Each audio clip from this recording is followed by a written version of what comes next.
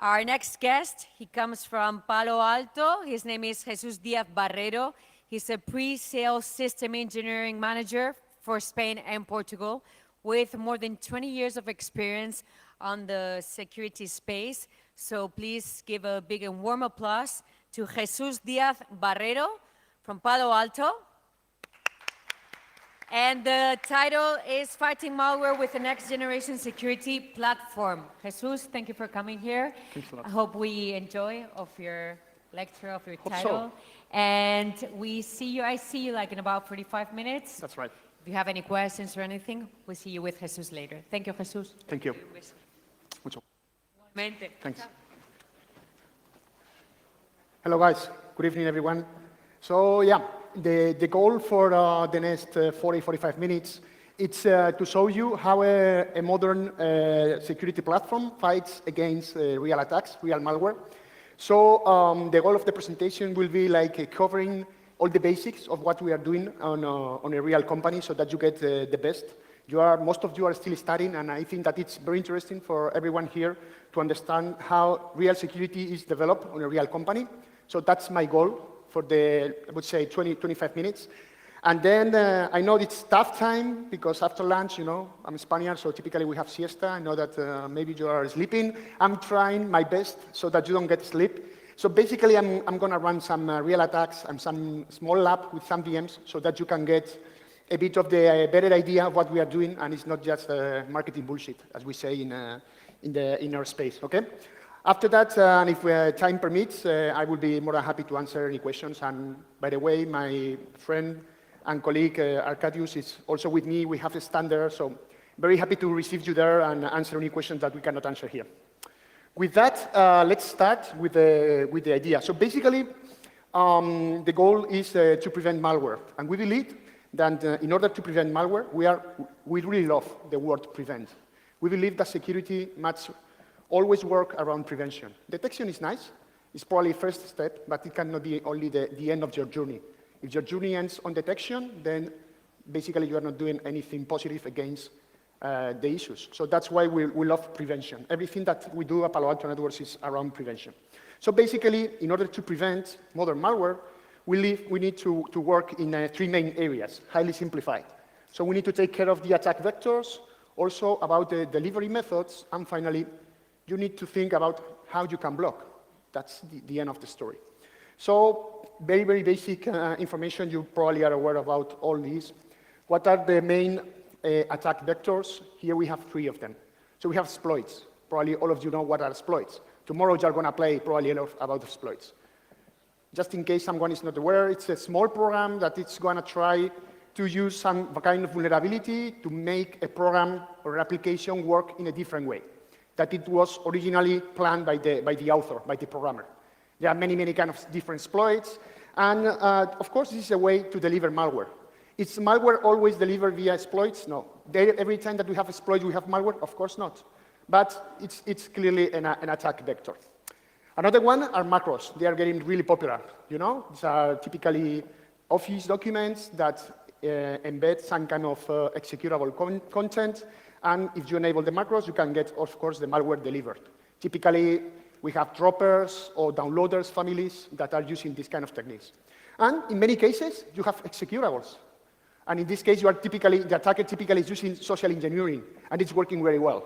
For instance, last year in Spain, there was a campaign where the attackers were impersonating an electricity company, and they were sending a binary that was supposed to be a PDF file telling you, hey, you know what? We have charged 800 euros on your last bill for the electricity. If you don't agree, please open the document and you will find out what's the problem. And many, many people were tricked with this basic idea. Even there were people that were tricked, even if they were not using this electricity company, they opened the document because it's inside the human being. And of course, if you are able to execute the content, you are providing full rights to the malware and it will execute. So when it comes to prevention and it comes to attack vectors, you need to take care of these three main vectors. Moving into the delivery methods, we can also, in a very simplified way, talk about three. We have exploit kits, and I'm sure that most of you already know what is exploit kit, but just in case someone is not aware, very easy. A user is visiting a compromised website. If the website which is compromised is highly reputable, it will probably work much better because it has much higher probabilities that the victim will click on it. Typically, they will use some hidden iframe, probably 1 by 1 pixels, these sort of things that are completely invisible for the human eye, and it's redirecting in the background the client to the malicious code. Then when you reach to the exploit kit webpage, typically what the exploit kit is doing is try to make a fingerprint, trying to understand which kind of device you are using in order to connect. Why? Because depending on the kind of device that you are using, they will inject a different kind of attack. So there are a lot of families around exploit kits. Probably you're aware about Neutrino, Angler, and many others. Some of them claim in the black market to have a 40% succeed rate, which is huge if you think about it, 40%. 4 out of 10 devices that reach these exploit kits are compromised, okay? After that, of course, once that you have the machine compromised, you can inject the malware or do whatever you want. So this is one of the delivery methods. Another one, it's the email attachment. Nothing specific here, okay? I attach my bill with trying to impersonate the electricity company, and if you double-click it, you're done. So very easy, nothing really to invest a lot of time here. There is a macro or whatever inside, or even if it's an attachment, it will run, and the user will get infected, or maybe, like in this example, you will get ransomware, your hard disk, or even the MBR will be ciphered, and everything, and the attackers will ask for the ransom. Last but not least, we have the drive-by downloads. They are quite similar to the exploit kits. Many of you probably are aware about them. Mainly, basically, a drive-by download is a download, but that is driven by the attacker. So what happens in the, behind the scenes is that the user visits a compromised website. Again, the website is serving some kind of exploit without the user noticing what is happening. Typically, again, it's very usual and very popular using invisible iframes. As I mentioned before, also for the exploit kits. This exploit is successful, and if it's successful, it will download the malware that will be installed afterwards. For those of you who are familiar with Metasploit, the typically payload that you will load for launching a drive-by download is a download exec. When you launch a download exec, you download the malware, and then you execute it. So this is a typical drive-by download. Okay? Easy, I guess that most of you are already aware.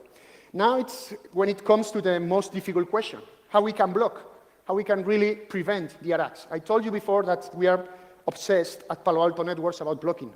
Everything that we deliver, it's planned for blocking, for preventing. So you need to control, of course, multiple attack vectors and also the delivery methods. And the challenge today is that you need to do it at the perimeter, which is okay, but the problem is that the users are really mobile nowadays. So many times the perimeter is not enough because the perimeter is not even defined, it's not clearly defined. So we have SaaS. I'm going to do some examples later using a SaaS application. And of course, we need to take care of the endpoints because the endpoints move. For instance, today I'm outside the office, I'm here with you doing this session, and my laptop needs still to be protected. So this is the challenge for the companies that are working, trying to offer real protection to the market. So how do we, once that we have a clear view of how we see the landscape of the attacks, how the attackers move, they deliver the malware, etc., how we can block? Very, very simplistic approach. We are taking care of 3 main steps that I will show later, hopefully in my demo, if everything works fine. First, and probably foremost, we try to reduce the attack surface. This is critical for us. What do we mean basically with reducing the attack surface? Making this huge bullseye much lower, like in this example. And how are we doing this? I will explain now, but just first catch the idea. When talking about 100% security is stupid nowadays. If somebody ever told you about 100% security, this guy is lying to you for sure, so it's impossible. But when we are talking about reducing the attack surface, we are making it much more difficult for the attacker to be able to attack us. We have even measured this. What I've been showing you here on this slide is a very interesting study that we ran through a Ponemon Institute. It's an institute that is doing a lot of studies about different aspects typically related with computer science. And in this case, it was held just for Europe. And basically what we ask them to do is make a broad interview of European hackers, trying to understand how they behave. So it was more kind of social aspect of the attackers.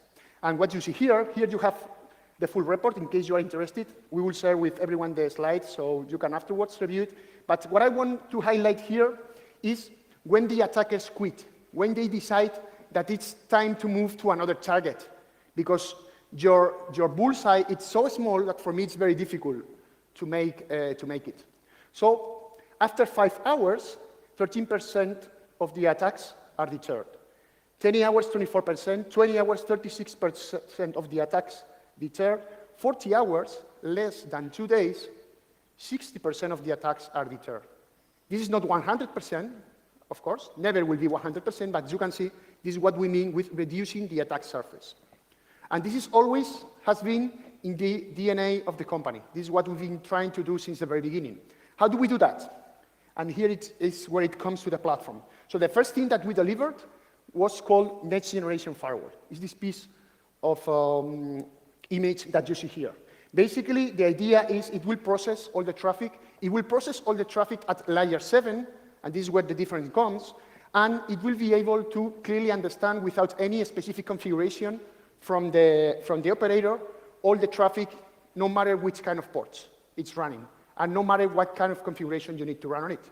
So instead of telling you this is IP address 1111 going through port 80, it will tell you this is a session of web browsing, or this is a Facebook session, or there is an upload on Gmail, or there is a download on Gmail, or somebody is posting a tweet. That's the idea.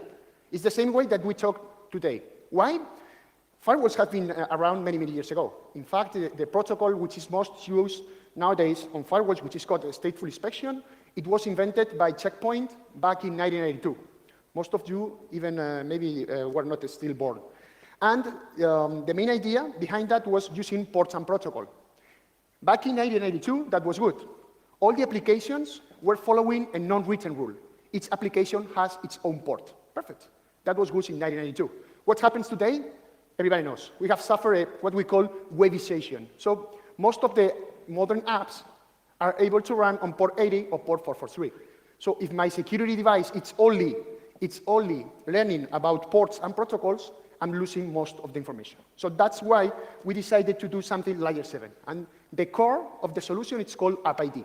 You will see in action in a few minutes, okay? What does it mean? It means that I'm not going to allow anymore port 80 or port 443. I'm going to allow only those applications that I need to enable for my business, whatever it is. If I am in a university, I will allow all the applications required, for instance, for e-learning. If I am in the business of finance, I will allow only the applications that are required for my finance business and for making my money transactions or whatever. Probably most of them will run over port 443, but I'm not opening port 443 anymore. I'm just running the required applications. The next step is adding the user component, what we call user ID. What does this mean? This means that nowadays, users, as I mentioned before, are mobile. You cannot trust anymore just the IP address, because my IP address will change very frequently, doesn't it? So for instance, now I'm here connected via 4G. If I go back to my stand, maybe I have a Wi-Fi, or maybe I have a cable connection. But all this time, I am still Jesus. And Jesus has some rights inside this company. So what user ID is trying to do is, first of all, make a mapping of user equals IP address, or several IP addresses, because maybe I have different devices. Like now, I have my mobile phone here, and I have also my laptop, so I have at least 2 IP addresses. And it will also try to learn which role I have inside the company. And for that, we typically integrate with LDAP servers. So first thing, we are going to try to map IP address to users. I will show you. And then we will try to map user to role. So now we are trying to understand if I am a pre-sales engineer, or if I am working at the development, or if I am a threat researcher, because the rights that the system should give me are completely different. Hopefully you get the idea. Just by doing these 2 things, we get a 60% surface reduction of the bullseye, of my target. 60%. I'm not allowing anymore port 80, port 433, or port 25, I'm allowing the real applications. There is a lot of malware that is trying to hide inside well-known ports. I'm using port 443 outside because typically it's going to be open, and because typically it's going to be open and it's SSL, nobody will unencrypt it, and then I can just go. No way, no more. We will only allow a real application, for instance, YouTube, which is SSL, but it has to be YouTube, and only for the real user that is behind this application that has the required right. Okay, that was the first step in order to really prevent attack. Second step is how we can stop what we already know that is bad. And this is what we basically do in the second step. We are going to try to prevent the known threats. Preventing known threats means talking about URL filtering. I don't want to allow maybe porno web pages or malware web pages. It means doing IPS, IDS. It means doing anti-malware, antivirus. It means doing file blocking. Does it make any sense that at my company, everyone is capable of downloading an executable file? Probably not. We have departments where we have engineers that are taking care of the platforms and are doing the software installation. So why everybody at my company needs to download an executable file? It doesn't make any sense. So we can control that. And of course, talking also about DNS, command and control traffic, et cetera, et cetera.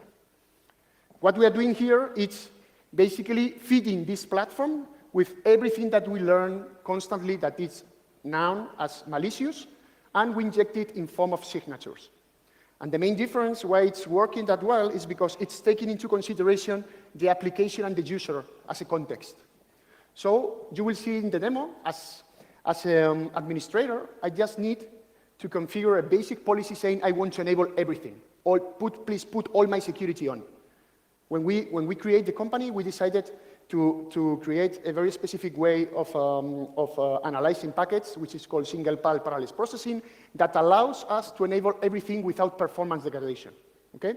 I know that it sounds very optimistic, but this is the way it works. If I have time later, I can explain you how it works. So basically, you enable everything. Now, the problem is, okay, good, you enable all your security, but I am really worried about the service. Typically, the service usually supersedes the security. Unfortunately, this is how it works. I'm working here because my service needs to be up. If the service is not up, I don't care about security. So I am worried about false positives. And this is where context comes in place. Basically, context means you enable everything, and the device automatically it's able to detect, okay, this is a Facebook session. So from all this security, I will pick up only those prevention mechanisms that are relevant to Facebook. Next session is FTP. Okay, from all these mechanisms, I will extract only, because I have this context, only those that are relevant to FTP. Probably you agree with me that making Facebook security over FTP makes no sense. So this is what the device makes automatically for you. So this is basically what we've been doing up to 2011. And we were quite happy. Problem is that the attackers are really smart, and they realized that it was possible to modify very easily the malware or the attacks themselves using something called polymorphism, which I'm sure every one of you are aware about it. And it was used many, many years ago, but we saw like a really reintroduction of polymorphism back in 2010, 2011. Basically, the idea is I can use some kind of automation, I will show you later as well, making a slight modification of my malware, and maybe I am able to bypass this system. So the third step is how I prevent unknown threats, because now this is unknown to me. I never saw it before. And for this, what we decided to do, and this was also unique in the market by that time, at the end of 2011, we decided to add a sandbox into the game. If I have time, I will show you as well later. And what is the sandbox doing? The sandbox is taking care of everything that is going here. So I identify the application. Is it the correct one? Yes or no? I identify the user. Is it the correct one? Does it have the required rights? I inspect the content. Is it clean or is it dirty? If it's dirty, I block it. And if it's not dirty, then there are two options. First option, and the desirable one, it's clean, and I should allow it. But the second option, which is not that nice, this is an unknown threat to me. I never saw it before, so instead of allowing it, I have to upload it to my sandbox. And I told you from the very beginning, we love prevention. I'm not going just to tell you after 5 minutes if it's good or if it's bad. I'm going to create automatically signatures on the fly. And I will inject all these signatures to all the devices worldwide. This sandbox has got that many importance, is such big that now it has become the best way for us to deliver new protection mechanism. We have even arranged agreements with competitors to share malware. And what we do with the malware that the competitors share with us, we inject it also here in order to create intelligence. So all of our intelligence right now is around wildfire, which of course can be a public sandbox or a private on-premise one for those customers who are concerned about sending sensitive information outside the perimeter, okay? So this was like the second high innovative milestone in the history of the company. Third one is we need to take care of the endpoint. And we are talking about endpoint, we are talking maybe about traffic which is cipher, and I'm not unciphering here, so I cannot see it. Or maybe I'm talking about a sensitive document that I haven't inspected before. Or maybe I'm talking about an endpoint which is out of the office, and all the traffic that is moving is not going here. So basically, for that reason, we developed a solution which is called Traps, which basically tries to do two things. It tries to prevent zero-day exploits, and it tries to prevent unknown attacks, unknown malware. How does it work? I was discussing this before with some of you outside on the stand. I don't have a lot of time, but very quickly. For the exploits part, if it's an unknown exploit, if it's zero-day, it's zero-day, of course, also for us. So what we are doing, you know that nowadays, in order for an attacker to exploit a vulnerability, they need to utilize a lot of different techniques. Thanks to God, the modern operating systems have put in place a lot of countermeasures to make the life of the attackers more complex. You know, ASLR, DEP, protection of the DLLs, this kind of stuff. So the attacker, once that it finds a vulnerability and wants to exploit it, needs to use some techniques. We don't know the vulnerability, and we never saw the exploit before, but we know the techniques. So what are we doing here? We are trying to detect the utilization of the techniques. Maybe it's trying to use a heap spray, probably you know about it, or maybe it's trying to search a rope chain for building a rope, some rope gadgets for building a rope chain and execute some code, etc. This is what we are doing here. Okay? And of course, for the malware part, it's also connected with wildfire. So every time we try to execute something here, we can ask malware to wildfire. Do you know if it's malware? Even it has a local analysis motor, engine, which is based upon machine learning, and it's able to detect variants of existing malware without connection to the cloud, which is also pretty amazing. I will show you now. So this is basically the idea of security platform for Palo Alto Networks. There is one last step, one last thing, which is really critical. It's SSL decryption. If you are not thinking about SSL decryption, you're going to fail in many cases, specifically when you're talking about the network. Why? Because, as you know, today, roughly 50% of all the traffic is encrypted. And everything that you cannot unencrypt or you cannot see, you cannot protect. So if you don't unencrypt traffic, your only chance is working on the endpoint, okay? And yeah, this is all about. This is how we construct very quickly in 20, 25 minutes the message of Palo Alto Networks. And as I promised, this is the platform with a nicer drawing than this handwriting. So we have the firewall, we have the threat cloud intelligence cloud, and we have also the endpoint solution. And now, as promised, I want to show you all the solution working, so that this is not just slides. So let's see if this works. I hope so. So what I have here, I have several VMs.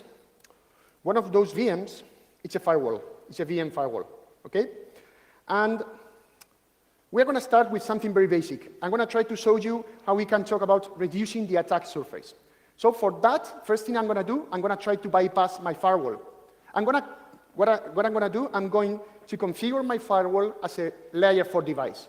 One of these old firewalls, which are still highly utilized in the real market, where I want to enable only this policy. Look, I have called my policy only HTTP, and see, I have the devices configured layer 3, so it has basically, using the VMware bridge network, it has 2 networks. one which I call trust, another one which I call untrust, and the firewall is doing the routing between both of them.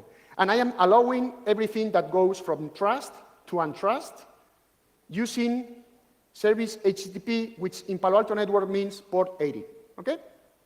Easy, easy. So, and then I'm going to disable this rule. And then I have the typical deny all. Everything else will be denied, okay? Very easy. I'm going to commit all my changes. And now what I'm going to simulate, I'm going to try to bypass my firewall. How am I going to bypass my firewall? I'm going to inject traffic that is going to travel through port 80, but is not in reality web browsing. For that purpose, I'm going to use Netcat. I'm sure that all of you are completely familiarized with Netcat. So let's try to do that. So here in the Mac,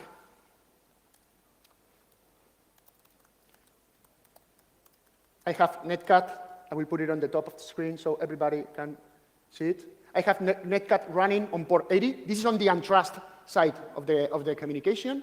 And now I have a Windows 7, which has Netcat installed as well, simulating, for instance, that this machine has been compromised. And you know that via Netcat, you can include a cell. So what I'm going to do now, I'm going to inject a cell through port 80, okay? Is it easy? Yes? So Netcat minus, I'm sorry guys, because with the definition you cannot see, minus e cmd.x against my untrust IP. Simulating web traffic. Is this web browsing or is not web browsing? What do you think? It's not. But look what happens. If I go to my Mac, yes, I got the connection. Dir, version, format, no, okay? Why?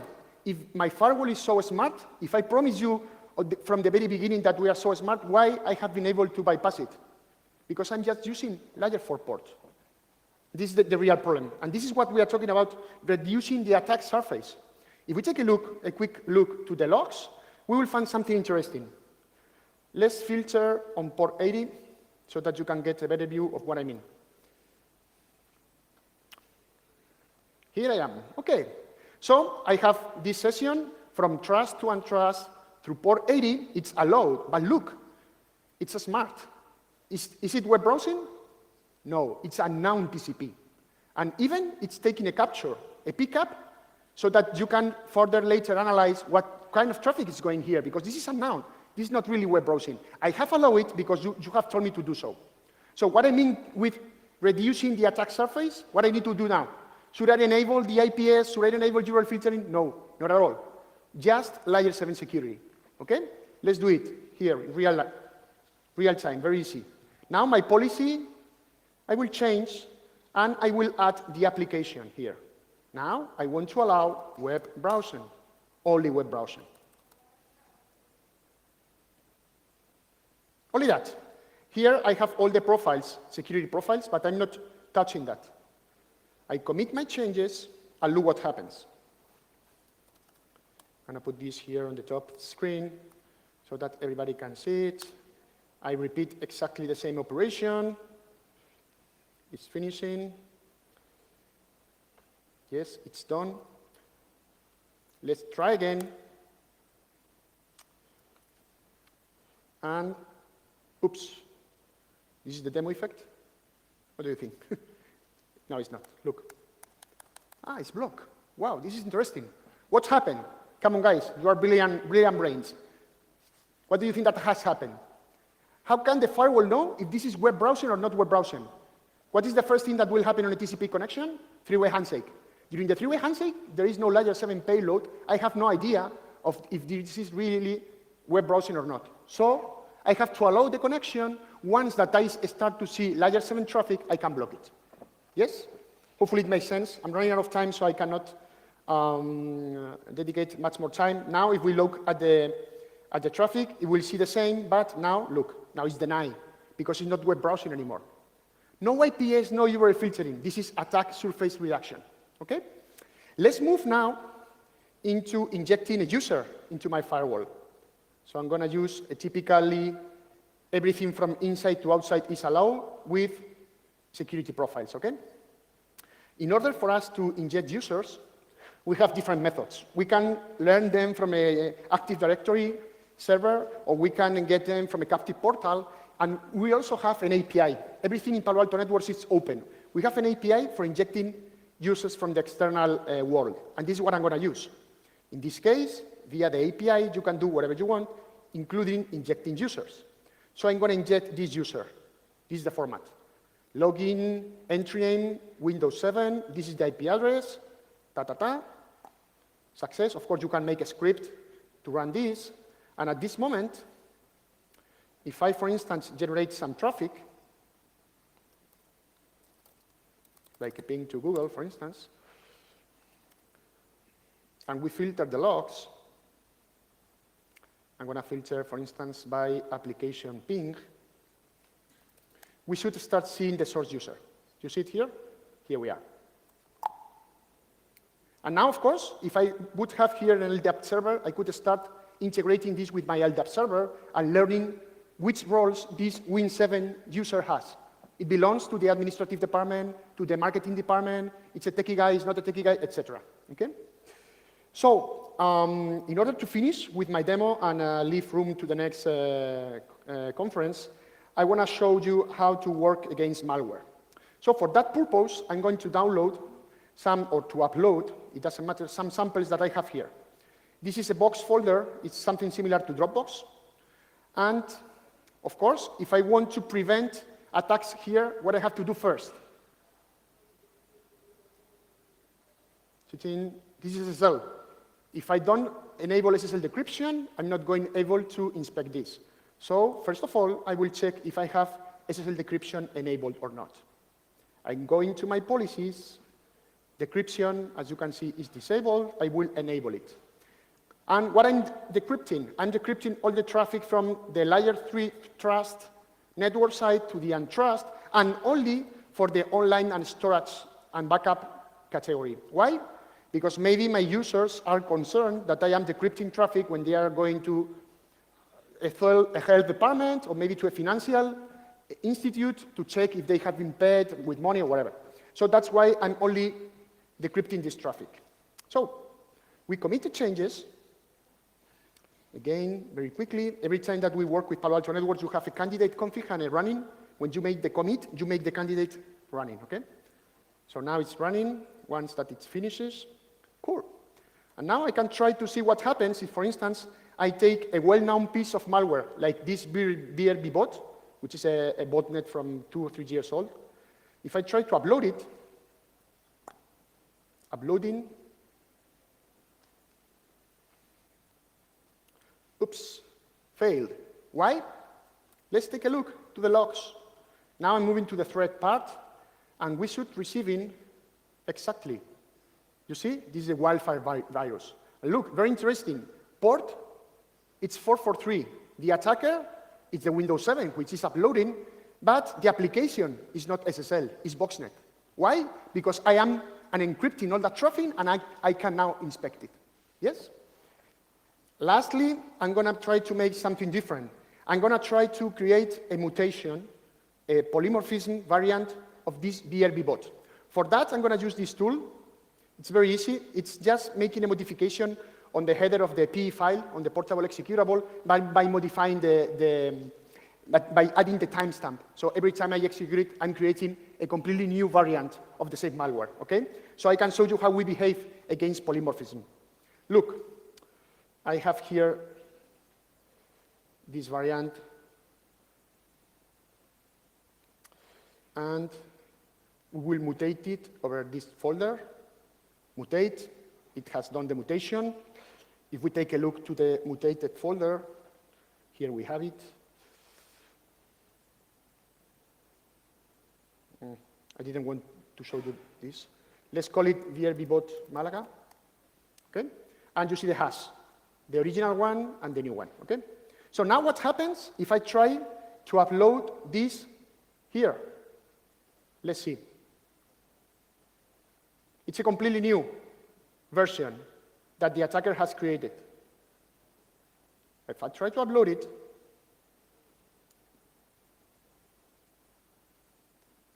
it failed again. Why? Because the way, and here we should have a new entry. Why? Because, you see the new entry? Because the way that we are developing signatures is based upon the content and not upon the hash. If my signatures are just hash-based, how many signatures I need? As many as files. In this case, it's based upon the content and upon the payload. This is a really powerful mechanism, guys. Just to end with my session, let's take a look to the endpoint. I promised you also that I was showing you. So if I try to execute the first variation of my malware, of my botnet, Traps will detect it. This is the endpoint agent installed. If we take a look to the details, why this malware has been detected, look, the reason, it was known to Wildfire. Yes, Gore? It is a very old version. So it's known. Now, what happens with the new version that I just created? Let's try to run it. BRB bot Malaga is the same content, but inside a different envelope. So it looks like new malware. If I run it, what do you think? This is known to Wildfire or it is unknown? Of course, it's unknown. It's been uploaded now in parallel, but it's unknown. But if I look at the details, why it now has been again stopped, in this case, is because the local analysis engine that I mentioned before. You remember? The machine learning. So this clearly demonstrates that we are able even to prevent polymorphic unknown attacks without connection, thanks to the different mechanism included into the local analysis, which basically is a static analysis, for those of you who are aware about it. And yeah, with that, I'm done. I hope that this was interesting for you guys. I don't know if we have time for questions. I'm not sure if we really have time. Yes, we have? Okay, so my pleasure if someone has any question. If not, in the meantime, I will close everything. Muy bien, bien, bien. Hello, any questions on the floor? I'm sure No among the questions. assistants there's some questions. No? Yes? Yeah, really bored. I bored Ah, everyone. yeah, there's one over there. Qué bien. Do you have any mic? Any micro?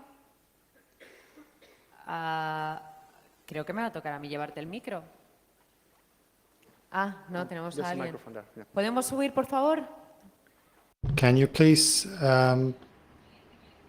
take the microphone up towards the right? Yes, there it is. Jesus, this is for you.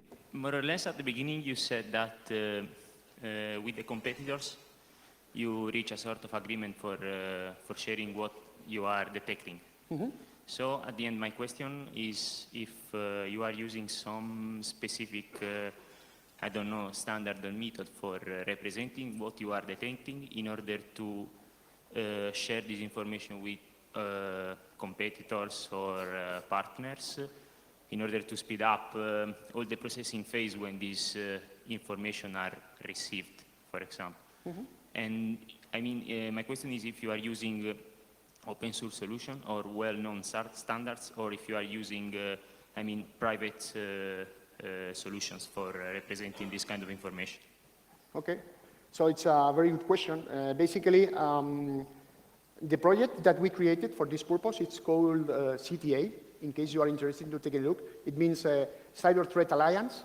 It was founded originally back in 2013 by Fortinet, McAfee, Symantec, and Palo Alto Networks, and now it has spread to many, many other vendors, and it has evolved over the time.